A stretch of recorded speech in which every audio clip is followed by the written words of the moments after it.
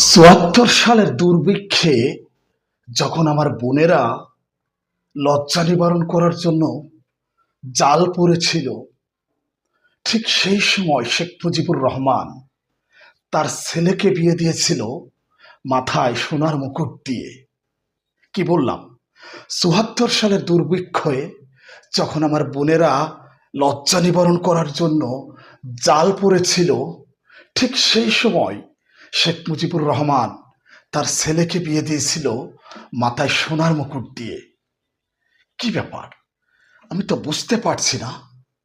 বঙ্গবন্ধু শেখ মুজিবুর রহমান, যাকে আমরা বঙ্গবন্ধু বলি, এটা কি বঙ্গবন্ধুর আদর্শের সাথে যায়?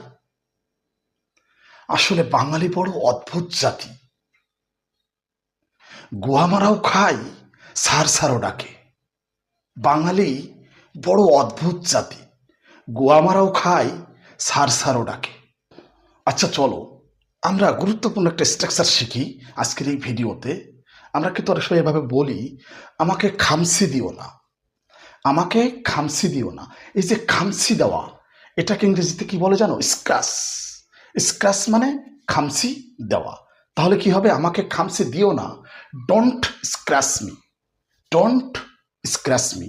আচ্ছা, তারপর আমরা এভাবে বলি না, আমাকে চিমটি দিও না, আমাকে চিমটি দিও না। দেখো, পিন্স, পিন্স শব্দের অর্থ চিমটি দেওয়া। তাহলে যদি এভাবে বলি, আমাকে চিমটি দিও না, don't pins me, don't pins me. অর্থাৎ আজকের এই ভিডিওতে আমি তোমাদেরকে যেটা শেখালাম, স্ক্রাচ, স্ক্রাচ মানে খামসি দেওয়া, পিন্স, পিন্স মানে চিমটি দেওয়া। ভিডিওগুলো দেখতে থাকো এবং শিখতে থাকো, ইনশাল্লাহ ইংরেজিটা হয়ে যাবে পানির মতো।